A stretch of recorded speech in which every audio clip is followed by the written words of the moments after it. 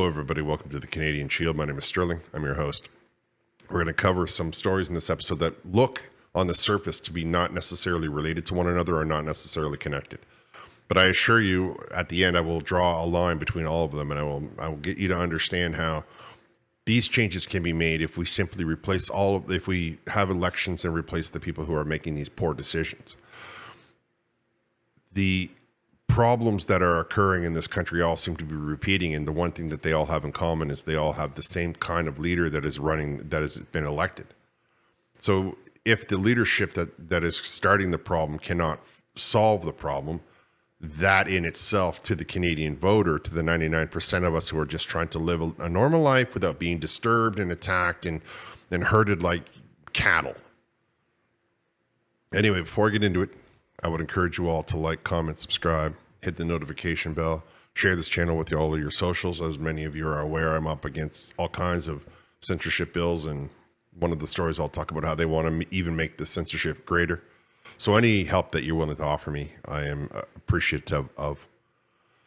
Okay, I'm going to start in British Columbia, where the province is expanding the speculation and vacancy tax to more municipalities in an effort to turn empty units into BC homes. BC's finance minister announced Wednesday. The far left finance minister has decided that the only way they're going to solve the housing and the economic crisis is to charge people more taxes. Now, they want to charge you taxes when you live in the house, and they want to charge you taxes when you don't live in the house. But let's understand a thing before we go into the idea here. This is Canada. And we have something in this culture called snowbirds. People who live 7 months in Canada and 5 months in the southern United States, whether that be Arizona, whether that be California, whether that be Florida, depending on which region of the country that you are particularly snowbirding from. People out west, in the case of British Columbia, tend to snowbird into the California, New Mexico area. People in the center, Alberta, over to Manitoba, they tend to go to Arizona. People in Ontario over to Nova Scotia, they tend to go to Florida. They all go south for the winter.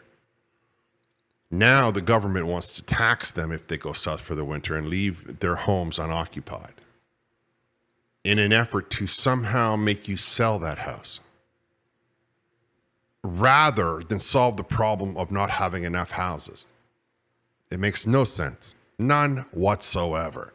And the fact that they're trying it in Ontario, they're trying it all over the country, screams an inability, no imagination, no ability to solve the problem. It's just, let's try this and then let's try it again. So that's why Canadians are paying close to 70% of their income to taxes. By the time you get all the secondary taxes, you can't tax a population into prosperity. It does not work that way. And you can't limit the amount of houses that the country has and tell yourself that, well, the ones that people aren't living in for 4 months a year because they went back to Lebanon or because they went to Arizona or because they traveled up north because that's their job takes them to. You can't tell them that all of a sudden they're not allowed to live there. And if they don't live there, then they're going to charge you money for that. It's absurd. That's like saying, oh, City Hall, you only use that one conference room 3 times a year. So that's it. We're going to rent it out the rest of the time of the year to people who need a place to stay. Oh, but all of a sudden it's different when the shoe is on their foot. The additional 13 communities bring the total municipalities subject to the tax to 59. 59 communities in British Columbia all have to pay a tax, rather than the British Columbia government figure out a way to cut down some trees and build some more homes, to make fast transportation routes. This is not a problem solving. This is just tax. There's nothing to it. The speculation and vacancy tax will apply to the following municipalities next year. This finance minister, Katrine, says at a news conference, homes should be used by people so they can live where they work and their children go to school. Then those very same people try to go and enjoy all of that work in other parts of the country, and you tell them that they're going to be punished for traveling. Because you don't think of the policies out to any length, because all you do is have one track mind.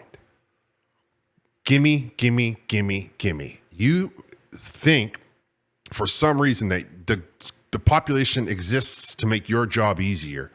And therein lies the flaw of your logic. No one ever said leadership was easy.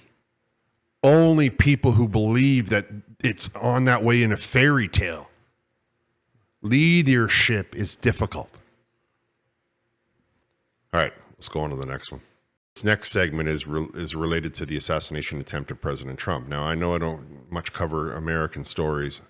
However, this one is about Canadian professors, university professors, going on Twitter, going on X, as they call it now, and saying that it was a shame that this person missed, mocking the fact that if a random person sitting in the crowd was, ended as a result of this reckless and heinous action.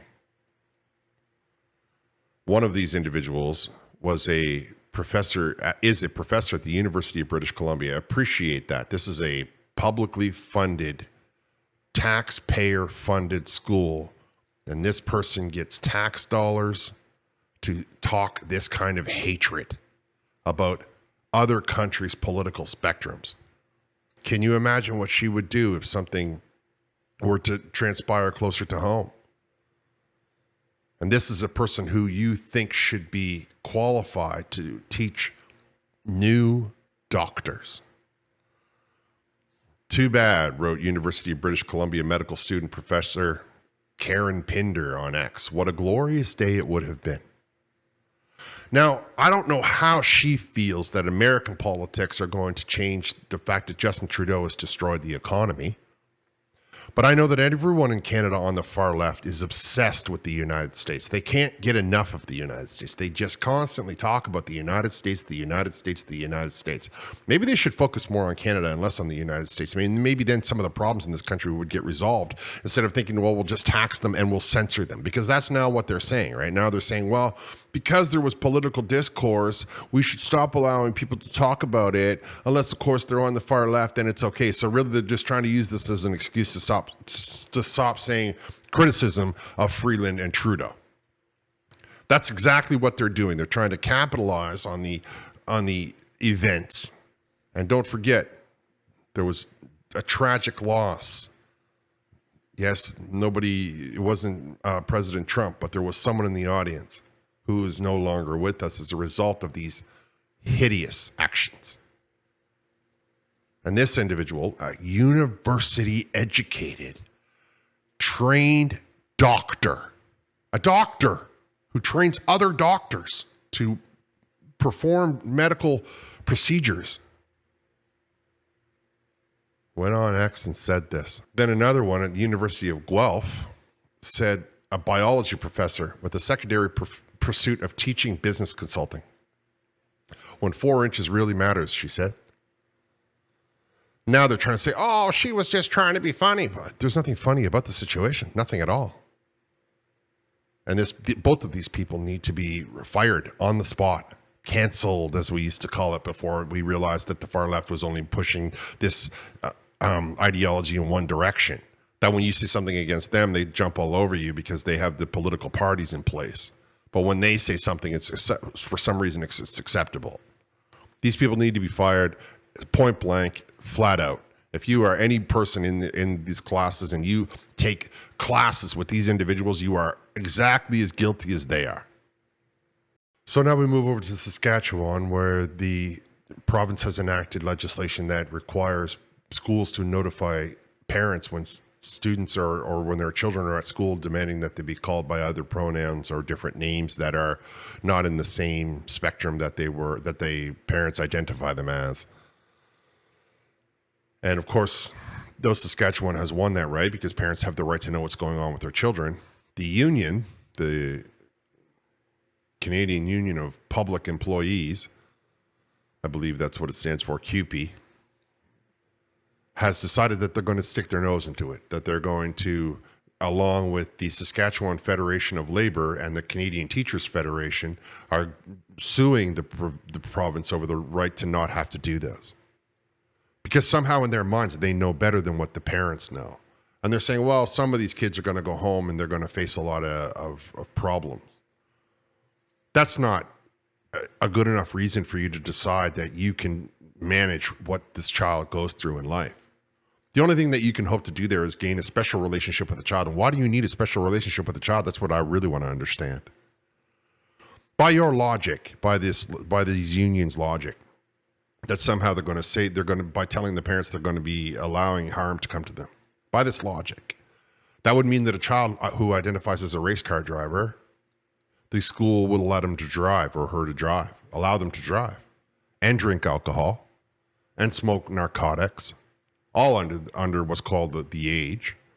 I mean, why does it end there? Why does it end at just changing having such a life-altering decision? And who are you, a unionized worker who was educated as a teacher or educated as a maintenance individual or educated as it says teachers union, public employees, and Federation of Labor. So where in any of those, maybe the Federation of Labor has psychiatrists in it, but I don't think that they have many doctors in the Federation of Labor. So where are these unions qualified to determine what is best for the parent and the child together? Why do they feel that they have the right to parent someone else's child? Why do they feel that they are obligated or they are qualified to do that? Because they have an opinion, or because they just think that they know better than everybody else? Now, which one do you think sounds more like far left leaning? Thinking that they know better, thinking that they are looking out for the child's best interest? Because like I say, if the child comes to school and identifies as a cowboy, now you have to you can't tell the parents when they're out riding horses or roping cattle.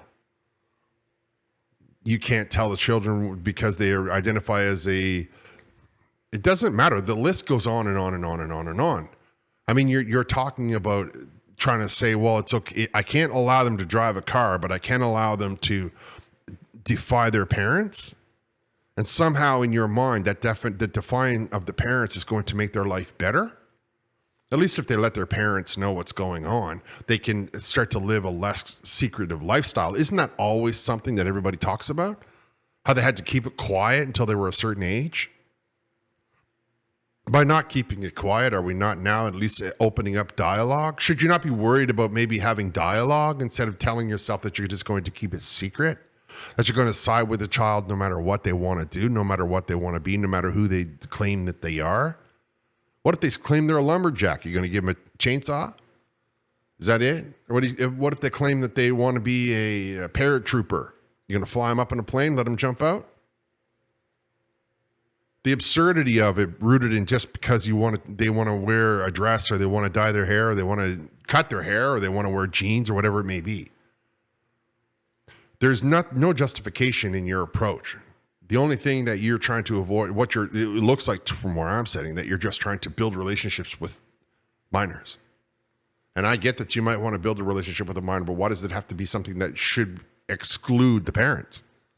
Why does excluding the parents be the number one priority of your position? That's what makes me suspicious of your entire approach. But again, we're coming at it from only one direction.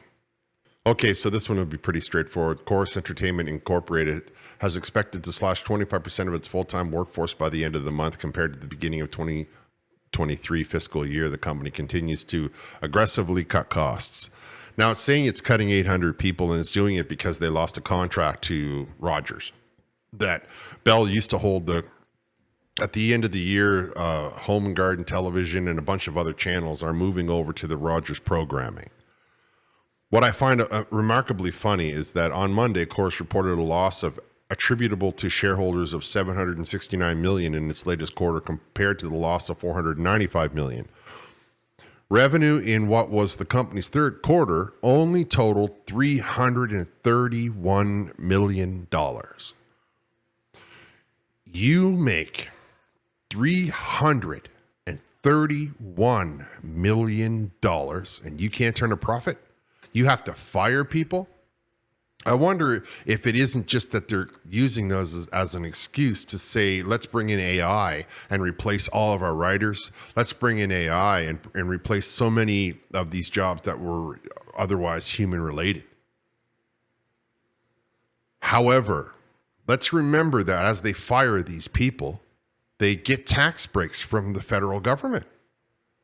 They're talking about how we're going to fire people because we're going to lose Home and Garden Television to a different network. And we're going to lose a bunch of other channels that they talked about that are all in the same Warner Brothers Discovery network. They're moving them over to Rogers, probably because Rogers offered them more money. How is it Rogers is getting tax breaks from the Canadian federal government, and yet they have enough money to outbid Bell? Because this is a Bell's moving from Bell over to Rogers. We're talking about hundreds of millions of dollars, and somehow you can't keep people on the payroll. That makes no sense to me. It makes no sense that we should be giving you tax breaks if you're making $350 million in a quarter. Right? That's only 3 months. That's $100 million a month they're making. And for some reason, we got to give them tax breaks. And for some reason, they cannot understand the concepts that are eluding them, right? You want to tell me that I have to worry about American content when I play a song on the radio. Well, why don't you just invest in making a Home and Garden Television that's Canadian based? Why do we, when I go online and I watch American channels on the internet, they say you're not allowed to watch that from your particular region. How come everything American can be pumped into Canada, but Canada can't go into America? Because the Americans protect their market. And why are we not protecting our market? Why are we not saying, no, Home and Garden Television, we have a Canadian alternative that you can watch? You got $300 million. You can't put one together? I mean, at $300 million, you're talking about $1 billion company a year. So now you got all these $1 billion companies who cannot put together Canadian talent? You must be kidding me. And I think that if you can't compete with that market, if you can't for some reason put together Canadian talent, are you really sure that you're qualified to be in that industry? All right, I saved the best for last, like normal. Stephen Guilbeault and Justin Trudeau and Chrystia Freeland and Anita Anand are all upset because the banks, one of the banks hasn't put a different title on when they make the deposit into your bank account. The federal government is demanding that the banks make an alteration that when they make a deposit of the carbon tax, they call it the carbon rebate on your screen. Like it makes a lick of difference to you. They really just want you to think that they're brainwashing you, right? Like that's what they believe. They believe that if you read that, right? Like somehow you take the second or three to read what that deposit was. You look at the amount, you realize that it doesn't cover anywhere near the amount of money you've paid for additional gas, tires, groceries, heating, rent. And then you decide that you're not going to vote for the Liberals ever again and that you're being taxed into the poorhouse, that you're being taxed into poverty. But they, for some reason in their minds, think that it's okay as long as they put the words quarterly carbon rebate payment. It's going to make all of the economic hardship that you go through better. In fact, not only is it going to make it better, it's going to mean that you're going to wake up in the morning and celebrate the carbon tax. You're going to say that Pierre Poilievre and the Conservatives and anybody who doesn't agree with the carbon tax should be silent because you just got $100 quarterly carbon tax rebate in your bank account, and let's celebrate, and let's all just run around and have a big celebration. We should just fireworks, barbecues. You're getting rich off of this, don't you know? That's exactly what they believe, that the approach that you are going to have. That's the approach that they want you to have. They want you to thank them for charging you carbon tax and then giving you a tiny little pittance. It is draining $30 billion out of the economy every year. Draining $30 billion. Can't keep the rent down, can't keep the groceries down, can't keep gas prices down, car insurance is through the roof, heating bills are through the roof. But they want you to be excited because a family of four got $200 put into their bank account every 3 months, and they wrote this little thing beside the amount, this carbon rebate payment, beside the amount on the screen. And as a result, everybody is going to be supportive of the Liberal plan to tax you into poverty. Now, I told you at the beginning of this episode that I was going to tie all these together.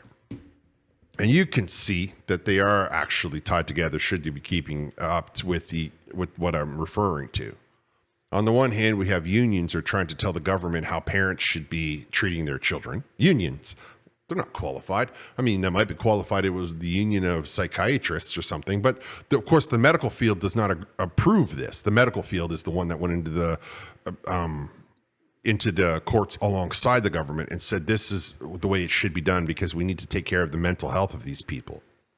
So that we just got a bunch of people who are all blue collar workers deciding that they should not have to tell parents how to live. Then we have other far left individuals deciding that they're going to tax you, whether that be federal carbon tax, whether that be property tax happening in Toronto and London or in Victoria, deciding that taxes are going to be to solve the problem. And if you try to, for 1 second, live a quality of living, if you for 1 second decide that you don't have to live in that same house all year round, if you for 1 second decide that you got a logging cabin and you're going to go out on the lake and live there for a few months, you have to pay them for that privilege. You want to go to Florida for 5 months a year, you have to pay us an extra amount of money for that. The privilege of leaving your house empty and having your neighbors check the mail and all the rest of change the direction over the mail. I mean, the effort that people go through to leave their house empty, and somehow the provincial government in at least 3 provinces is deciding that you should pay more. You should pay for that because they don't have the money. They're flat broke. So you have,